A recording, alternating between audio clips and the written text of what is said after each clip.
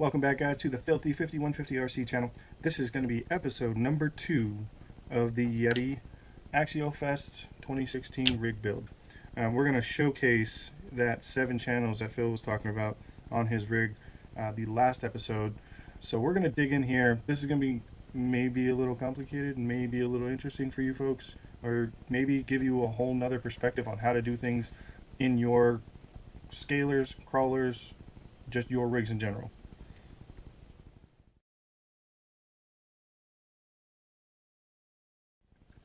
Hey guys, it's Phil here, hanging out with Filthy again. Wanted me to continue explaining how I am actually running 7 channels on my Axial Yeti. So, the transmitter I'm running is the M12, as you can see here. Now, in order for me to be able to actually run 7 channels on this thing, I'm actually running 2 receivers where I am breaking up all the different things that I need to do. So, I'm running 4-wheel steering, I have my throttle like normal, I have my winch control, light control, and I also have my auxiliary wire running to my speed controller to control my drag brake on the fly. And then I'm also controlling my 2-speed all through the transmitter because I'm actually running 2 receivers. One of the nice functions of the Airtronics M12 is actually it has what's called direct model select. So when I need to change back and forth to change any of the settings or anything, that's all I have to do is turn the transmitter off, press a button as I'm turning it on, and it'll jump from one transmitter to the other.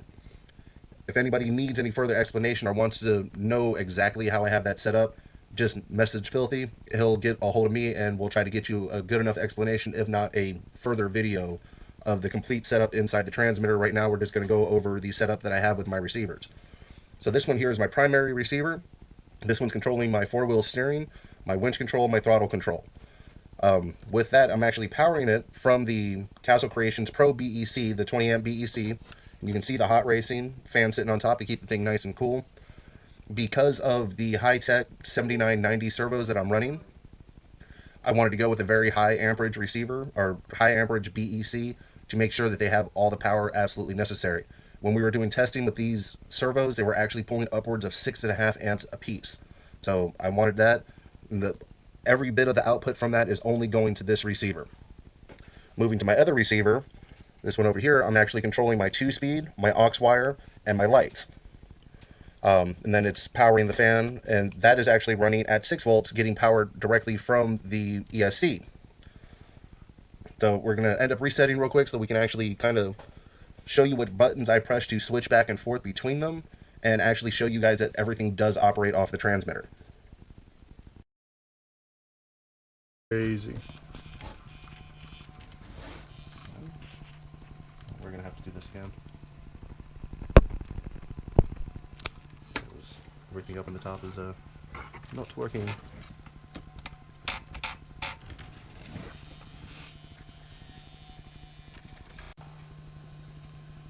Alright, sorry about that, guys. We had a slight technical difficulty on the rig. For whatever reason, the lights that were mounted in my body decided not to turn on as we noticed when we were spinning it around.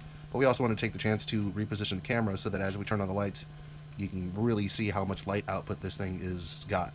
So I'm going to go ahead and turn on the low voltage lights, which are just the little blue LEDs in the headlights. And again, you can see underneath here, the rock lights are actually turning on. Alright, we're going to go ahead and turn on the high voltage lights, which again, that's all I have it set up just on my trigger on that secondary receiver. So there we go, we have high output, which you can see the Yeti is going. Kind of put my hands in front of them. The nice Mad Dog RC light pods. And these are the little Mad Dog RC rock lights that they have, which for a tiny little cube, they're actually fairly bright. I'm going to keep spinning around to show that light pod that was in the back. Oop. And how bright that guy is. And then these lights up here are actually, they're just LEDs that I got from Amazon that operate off of 12 volts. Go ahead and set this guy back on the stand because there's actually 2 more rock lights that I had completely forgot to talk about before that I'm going to bring up now, especially since they're on. So we're going to go ahead and bring the camera up. These are just a different style of that light pod that I actually got from the local electronics store. Rather than a 4 LED pod, they're 3 LED pods. So I'm going to start operating the dim function, and you'll see it here, and then we'll show you with the rest of the lights as well. So again, right now we're on high. This is that medium. This is low. and then we're back to off. So, and both of them are controlled separately because, as you can see, the high voltage lights are off while the low voltage lights are on. I can kill the low voltage lights, and here's all the really nice bright big ones. There's the medium setting, the low setting, and then we're back to off. I love that Hey OK Winch controller for that because I don't have to let it completely drain my battery by having the high light output. I can turn it down when I don't really need it and then turn it back up if I do. Along with having the low voltage stuff, being that I have the rock lights and all of that. So we're going to go ahead and spin this guy around, and I'm going to go back to talking about the shifter so that you guys can see that. So just have it set up on a push button, and there we go. You can see it going back and forth each time.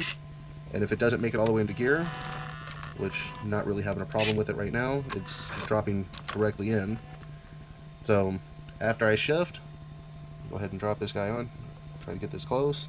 Again, I turn my transmitter off, switch back over to that main one, and that's still low speed. You can catch the tire in the corner of the screen. Turn this off, switch back over, and I'll change gears.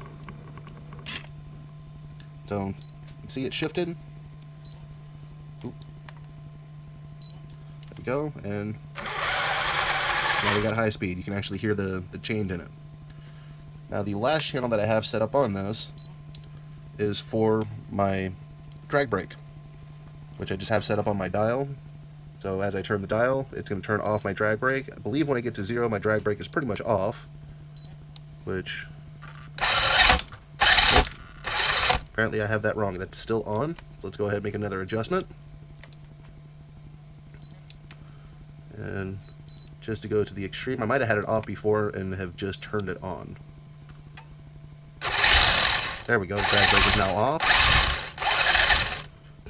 And then, again, turn it up. I have it set up to do 5-step increments. And you can hear that drag brake starting to work as my little prop falls. Go ahead and make one more adjustment on that guy. And I'll run the thing all the way back up. And we'll switch back over to my main.